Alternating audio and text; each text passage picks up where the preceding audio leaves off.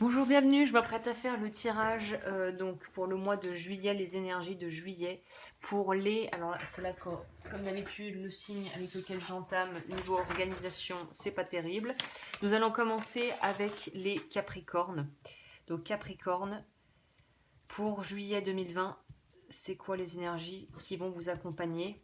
Donc ce mois-ci, j'ai le temps, donc je fais les extensions. Donc si ce tirage te parle et que tu veux avoir, parce que là je fais les énergies, ça va être du 1er au 15 juillet, et pour avoir donc du 15 à la fin du mois, ça sera dans l'extension qui est juste en dessous.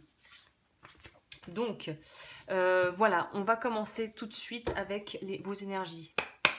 Énergie pour le mois de juillet pour les Capricornes, s'il vous plaît. On va commencer par l'énergie générale. Quel est l'état d'esprit déjà? L'état d'esprit pour les Capricornes. On nous parle d'abondance, donc c'est plutôt sympa. Alors, pour les Capricornes, juillet 2020. Trop de cartes. Elles veulent parler pour vous. C'est qu'il y a des choses à dire là. Il y a des choses à dire apparemment. Je vais aller les chercher, je pense. Hop. Alors, pour les Capricornes, s'il vous plaît. État d'esprit général pour juillet 2020. Alors.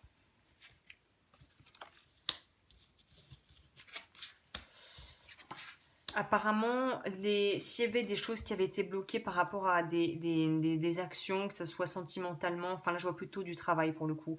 Tout ce qui a dû être peut-être mis en stand-by dû à des problèmes familiaux ou des choses en lien avec la famille, à mon avis, vont avoir tendance il y a une forte possibilité que vous puissiez vous remettre et vous replonger dans des projets qui vous tenaient à cœur, que vous avez probablement dû mettre un petit peu en stand-by par rapport à des choses en lien avec la famille ou votre foyer. Voilà, pour moi, elle est sortie, donc elle voulait sortir. On nous parle vraiment d'une idée de pouvoir s'enrichir et de pouvoir, moi, c'est vraiment l'énergie que j'ai là, c'est tous les projets ou les choses que vous avez eu l'impression de devoir sacrifier ou mettre de côté. En juillet, on va pouvoir les reprendre et on va pouvoir continuer minutieusement à mettre en place jour après jour, mois après mois, ce qu'on avait en tête par rapport à des choses qui pourraient nous rapporter, j'ai l'impression vraiment de l'argent, là, du matériel, hein. Ok. Par rapport à l'état d'esprit, on vient de le voir. Le financier, on va aller creuser avec le tarot. Alors, qu'est-ce que je vais prendre comme tarot là? On va prendre celui-ci. Alors, désolé, hein,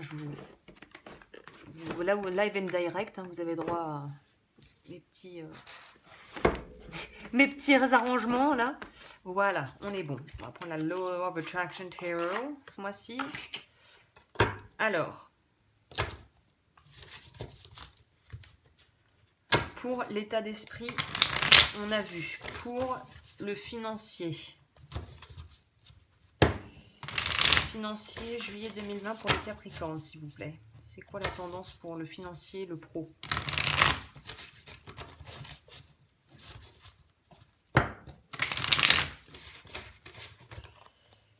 Alors, financièrement, les Capricornes, juillet 2020. Dans l'extension, évidemment, je recouvrirai avec des cartes supplémentaires pour pouvoir aller plus en profondeur, hein, pour la fin du mois. Donc, on va continuer dans la foulée et sentimentalement, pour juillet 2020, c'est quoi la tendance sentimentale? Alors, il ne faut pas que je les mette à l'envers, ce serait ballot. On nous parle vraiment de victoire. Il y a un truc où vous allez pouvoir vraiment vous sentir très... il y a quelque chose de très gratifiant qui arrive pour vous ce mois-ci. Et j'ai oublié, on va peut-être prendre... Bon, je rebrasserai, mais on va voir quels conseils on vous donne. Donc là, par rapport aux pros, on nous parle de la reine d'épée. Donc on nous parle de devoir peut-être trancher et on nous parle de la 10 de coupe. On revient à cette idée de maison, hein. Donc s'il y a des choses où vous êtes en désaccord avec votre conjoint ou conjointe, si vous êtes en couple par rapport à la marche à suivre pour vos finances et vos plans professionnels, là on va avoir tendance à nous dire que on est soit en compétition, soit on n'arrive pas à se mettre d'accord avec notre partenaire. En tout cas, il y a une idée de peut-être d'avoir l'impression d'avoir dû par le passé trop se sacrifier et de ne plus vouloir sacrifier une certaine forme de confort financier si on a dû se serrer la ceinture ou si on n'a pas pu mener à bien des projets de par tous les événements aussi mondiaux qu'on a pu vivre, mondiaux. L'étoile. Super. Donc vous, on voit vraiment que au niveau professionnel, pour moi, on va trouver un juste milieu. On a peut-être vécu des déconfitures, on a peut-être eu beaucoup de difficultés à faire comprendre son point de vue à des personnes autour de soi ou avoir gain de cause si on était en bisbise avec son employeur ou son patron ou vraiment quelqu'un dans l'ordre, enfin voilà, dans ton domaine professionnel. Là, on sent que faire preuve de pragmatisme et d'être perspicace et de faire ce qui te paraît être le plus juste pour toi et tes proches, c'est la voie du milieu, on va dire, où il y a vraiment avec l'étoile, on a cette idée de pouvoir retrouver la foi en soi, retrouver la foi en ses projets et surtout retrouver la paix. Si l'argent était source de vraiment de discorde dans ton couple ou dans ton foyer, là on sent qu'on va pouvoir un peu mieux respirer et que ça va pas être aussi pesant que ça a peut-être pu l'être depuis ces derniers mois. On voit sur cette carte, déjà on voit deux femmes nues qui pourraient être très bien la même, sauf que là on la voit de face et là on la voit de dos. Donc on voit vraiment que les problèmes familiaux, les problèmes liés à des choses peut-être qui ne te concernent même pas directement, où on t'a impliqué, tu vas pouvoir un petit peu clore le chapitre pour passer à autre chose. Au niveau du sentimental. Alors au niveau du sentimental, pour moi, il y a des officialisations, il y a des rencontres qui vont pouvoir mener sur des choses qui sont... Mais alors là, c'est ça où je mettrai un petit bémol, on va voir, on verra plus tard, mais il y a quand même une idée de quelque chose qui est vraiment tout neuf, tout nouveau, et dont on ne connaît pas encore très bien les tenants, les aboutissants. Donc certes, on pourra nous parler pour les célibataires d'une nouvelle rencontre, on pourra nous parler pour les personnes déjà en couple de vouloir divorcer, clairement, hein. Pour d'autres, on pourrait nous parler du fait de justement vouloir vouloir tenter quelque chose, mais pour moi on n'est pas vraiment sûr de la personne qu'on a en face, où il y a un travail à faire sur soi par rapport à l'estime de soi et au fait que on a peut-être peur on a peur il faut libérer une forme de peur qui est peut-être pas forcément justifiée, mais en tout cas avec le cavalier de coupe, pour moi j'ai envie de vous dire, prenez votre temps et voilà, toute parole n'est pas d'or, donc pour moi il y a vraiment une idée d'être en face de quelqu'un qui peut être très charmant, très séducteur ou séductrice, mais ça peut très bien s'engager super bien et très bien se passer, mais on peut aussi tomber sur une personne qui au final pourra se faire passer pour ce qu'elle n'est pas. Donc méfiance pour les personnes qui rencontreront quelqu'un, si vous sentez qu'il y a un truc qui cloche, prenez le temps de découvrir l'autre. Pour les autres, si vous n'arrivez pas à trouver quelqu'un, on va vous demander ce mois-ci de vraiment devoir travailler sur votre estime de vous et la façon dont déjà vous parlez, votre discours interne avec vous-même, et la façon aussi dont peut-être vous reproduisez des schémas que vous avez pu vivre soit avec vos parents, soit avec des frères et sœurs, ou en tout cas des choses familiales, une espèce de système familial cyclique qui reviennent.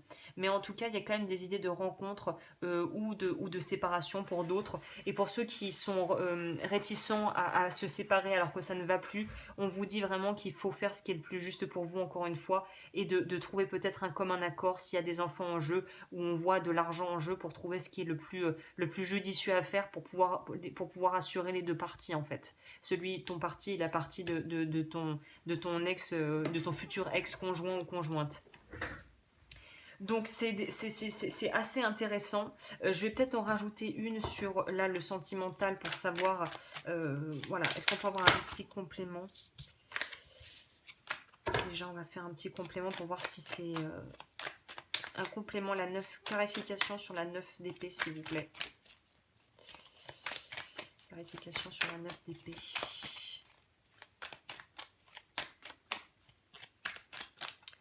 Alors je vais la chercher apparemment.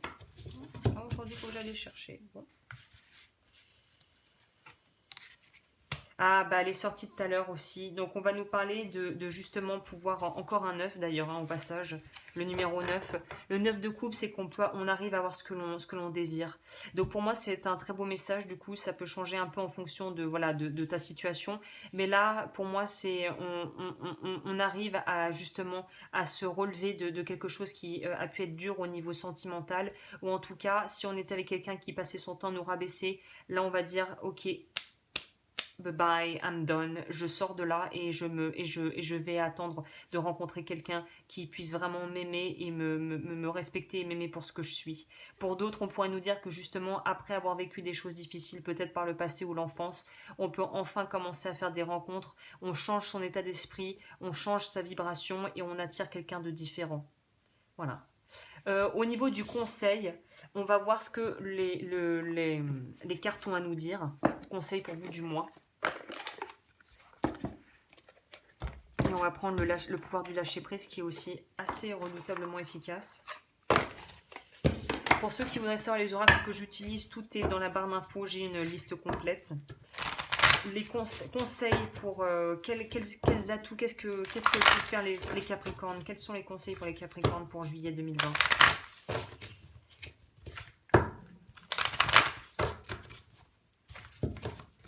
Conseils pour juillet 2020. Bon bah alors là, plus triomphant tu meurs, hein. Happy Success et l'amour véritable, ma foi. Dieu est grand, j'ai envie de te dire. Vraiment, là, c'est banco. On sort d'une mouise au niveau financier si on était bloqué. On trouve des fonds, on débloque des fonds. On arrive à retrouver une entente dans le couple si ça n'allait plus. On quitte quelqu'un si c'était quelqu'un qui nous traitait pas à notre juste valeur. Et pour d'autres, on nous parle de rencontres. Donc, j'ai envie de te dire, bon, voilà. Et on va voir, il nous dit quoi Qu'est-ce qu'il nous dit l'oracle du lâcher-prise?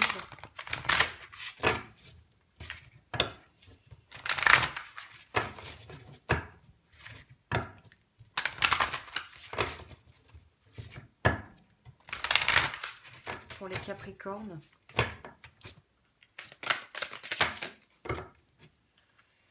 Lâchez votre besoin d'être toujours quelqu'un de bien. Ah, ça pourrait aussi nous relier avec cette carte. Offrez aux autres le cadeau de les laisser être bien par eux-mêmes. Soyez souple, pas rigide. Cela vous aidera à résoudre les conflits et à améliorer la qualité de vos relations.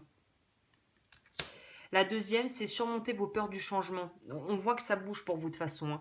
L'univers vous rappelle que vous êtes chéri pour toujours. Chaque fois que vous avez peur de changer de travail, de perdre la santé ou une personne, ou si vous avez peur de vieillir ou de mourir, répétez l'affirmation « J'ai foi dans le fait que tout va bien ». Ok, je vais mettre ça là. Et là, je vous laisse ici, mes petits Capricornes. Je vous embrasse fort. Je vous souhaite le meilleur pour ce mois. Pour les consultations privées, ça se passe juste en barre d'infos. Et pour les autres, eh ben, c'est parti pour l'extension. Donc du 15 à la fin du mois de juillet, qu'est-ce qu'on a en stock pour vous?